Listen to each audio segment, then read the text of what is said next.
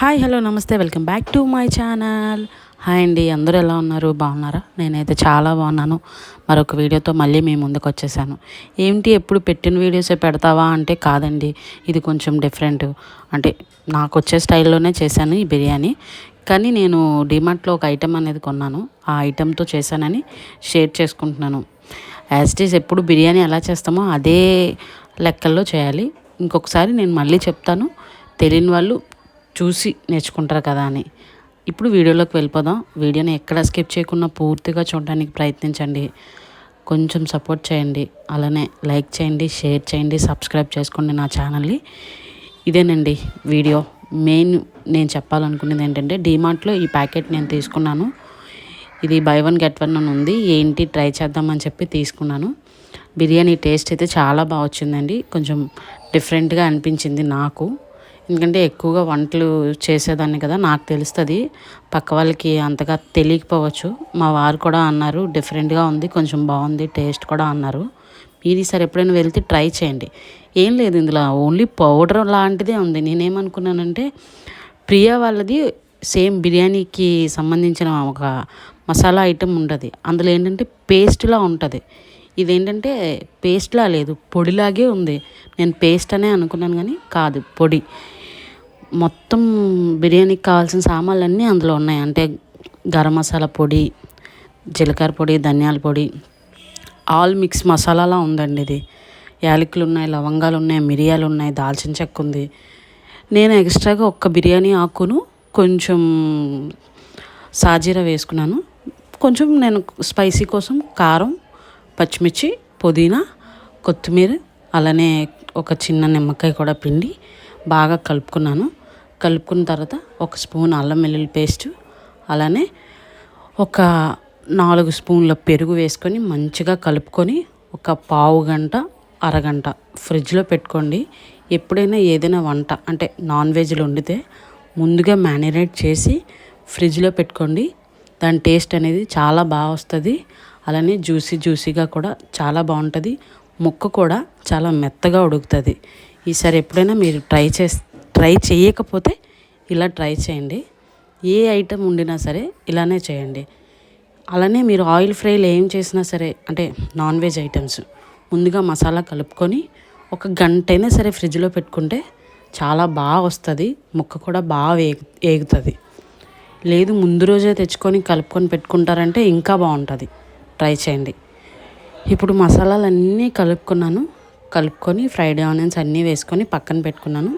నేను ఏదైతే fried onions వేపుకున్నానో అదే కళాయి తీసుకొని ఆ కళాయిలోకి ఒక 2 స్పూన్ల ఆయిల్, అంటే ఆల్రెడీ ఉంది, 2 స్పూన్లు నెయ్యి వేసుకున్నాను, ఆయిల్ కాకుండా వేసుకొని నేను ఏదైతే కలిపి పెట్టుకున్న చికెన్ ఉందో గంట ఉంచానండి నేను ఫ్రిడ్జ్లో. ఆ గంట ఉంచిన చికెన్ తీసి ఫ్రిడ్జ్లో నుండి తీసి కళాయిలో నూనె బాగా వేడెక్కిన తర్వాత వేసుకున్నాను. దగ్గరికి బాగా మెత్తగా ఉడకబెట్టుకోండి, చాలా బాగుంటుంది. మీరు ఇలాగే తినచ్చు, అంటే చికెను ఇలా కూడా తినేయచ్చు అన్నట్టు ఉంటుంది. అంటే చికెన్ గ్రేవీలా కర్రీలా వస్తుంది. ఇది బాగా ఉడకబెట్టండి మంచిగా. ఈ మధ్యలో మీకు ఏమైనా ఉప్పు కానీ కారం కానీ సరిపోకపోతే మళ్ళీ వేసుకొని సరి చేసుకోండి. ఇదంతా అయిపోయిన తర్వాత ఇప్పుడు మనం రైస్ని ఉడకబెట్టుకుందాం. ఒక తపాలా తీసుకొని తపాలాలోకి నీళ్లు వేసుకోండి. అది రైస్ ఉడికినన్ని నీళ్లు వేసుకొని అది నీళ్లు బాగా మరిగేలాగా ముందు మరగబెట్టుకోండి. ఆ తర్వాత రైస్ కడిగి రైస్ వేసుకోండి. చాలామంది ఏం చేస్తారంటే ముందే బియ్యంతో పాటు అన్ని మసాలాలన్నీ వేసి కలిపి స్టవ్ మీద పెడతారు. అలా కాకుండా ముందు నీళ్ళని, అంటే మసాలాలతో వేసిన అన్ని నీళ్ళని బాగా మరగబెట్టుకోండి. మరగబెట్టిన తర్వాత కడిగి పెట్టుకున్న బియ్యాన్ని వేసుకోండి. పైన కొంచెం అలానే మీరు ఏమంటారు నెయ్యిని కూడా వేసుకుంటే అన్నం పలుకుగా చాలా బాగా వస్తుంది. అలానే బిర్యానీ రైస్ ఉడకబెట్టేటప్పుడే ఒక చిన్న నిమ్మకాయ ముక్క పిండుకొని నిమ్మకాయతో సహా వేసేయండి. వేసేస్తే అంటే రైసు ఎల్లో కలర్లో రాదు, టేస్ట్ కూడా బాగుంటుంది. రైస్ని 70% కుక్ చేసుకోండి. అంటే కొంతమంది ఎలా చెప్తారంటే, స్టార్టింగ్ 80% కుక్ అయింది తీసేయండి, తర్వాత 50%, 30% ఇలా చెప్తారు. నేను అలా చెప్పట్లేదు. డైరెక్ట్గా 70% కుక్ అయిన తర్వాత ఇంకొక 30%లో పలుకుంటుంది అనుకునే టైంకి రైస్ అంతా తీసేసి మనం ఏదైతే బిర్యానీ దమ్ చేయాలనుకుంటున్నామో ఆ బిర్యానీకి మనం దమ్ చేసుకుందాం. నేను సపరేట్గా చికెన్ తీసేసి ఏదైతే కళాయిలో ఉండేనో చికెను దాంట్లోనే నేను దమ్ చేసుకుంటున్నాను.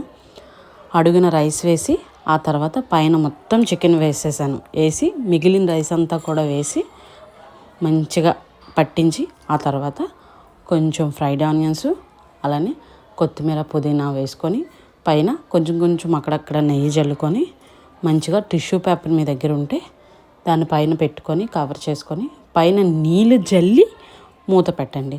ఎందుకు నీళ్ళు జల్లమంటున్నానంటే ఆవిరి అనేది బయటకు రాకుండా బాగుంటుంది. అంటే ఆవిరి లోనే ఉంటూ లోనున్న రైస్ అనేది మెత్తగా మంచిగా ఉడుకుతుంది. ఒక 2 minutes పెద్ద మంటలో పెట్టుకొని తర్వాత చిన్న మంటకి టోటల్గా చిన్న మంటకి తీసేసి మీరు బిర్యానీని ఒక 10 to 15 minutes దమ్ చేసుకోండి. గమనించుకుంటూ ఉండండి. నాకైతే 10 minutes పట్టింది దమ్ అవ్వడానికి. మంచిగా అంటే అడుగు కూడా పట్టకుండా చాలా బాగా వచ్చింది.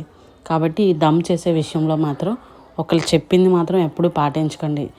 మీకు ఎంత టైం వరకు దమ్ అవుతుంది అనేది మీరే చూసుకోవాలి. ఎందుకంటే నేను చెప్పాను కదా అని చెప్పి 10 నిమిషాల వరకు వదిలేస్తే అన్నం మాడిపోవచ్చు. కాబట్టి మధ్యలో మీకు తెలుస్తుంది కదా ఒక లెక్క, ఆ లెక్క బట్టి అబ్జర్వ్ చేసుకుంటూ మీరు దమ్ చేసుకోవాలి. ఇది మాత్రం గుర్తుపెట్టుకోండి. తర్వాత మంచిగా ఒక ప్లేట్లోకి వేసుకొని చక్కగా పక్కన ఒక చిన్న రైతా పెట్టుకొని థమ్స్అప్ డ్రింక్ పెట్టుకొని వేడివేడిగా బిర్యానీ తినండి. చాలా బాగుంది. నా బిర్యానీ అయితే చాలా బాగా వచ్చింది, మంచిగా కుదిరింది. ఈసారి మీరు కూడా వెళ్తే డీమార్ట్కి ఆ ప్యాకెట్ తెచ్చుకోండి.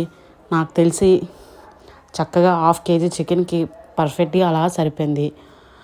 1 kg బిర్యానీలా వస్తుంది. 1/2 kg chicken, 1/2 kg biryani rice మనం వండుకుంటే కేజీ కాబట్టి మంచిగా ఒక 4 members హ్యాపీగా తినచ్చు. నేను చెప్పిన లెక్క మీరు కూడా ఒకసారి ట్రై చేయండి. సారీ గైస్, ఒక చిన్న టిప్ చెప్పడం లైక్ చేయండి, ఏంటంటే షేర్ చేయండి, బిర్యానీ మెత్తగా పలుకుగా రావాలి అంటే మనం ఏదైతే బిర్యానీని ఉడకబెట్టుకుంటామో మీ సపోర్ట్ ఆ వాటర్ చాలా ఆ అవసరం. గెంజి అనేది ఉంటుంది. అలానే పైన ఒక చిన్న గ్లాస్ తోని చల్లుకోండి. బిర్యానీ అంతా దమ్ చేసిన తర్వాత చేయండి. నేను చూపించాను, మీకు తెలుస్తుంది. ఆయన చెప్తే ఇంకా బాగుంటుంది అని చెప్పి మళ్ళీ చెప్తున్నాను. ఇలా ట్రై చేయండి.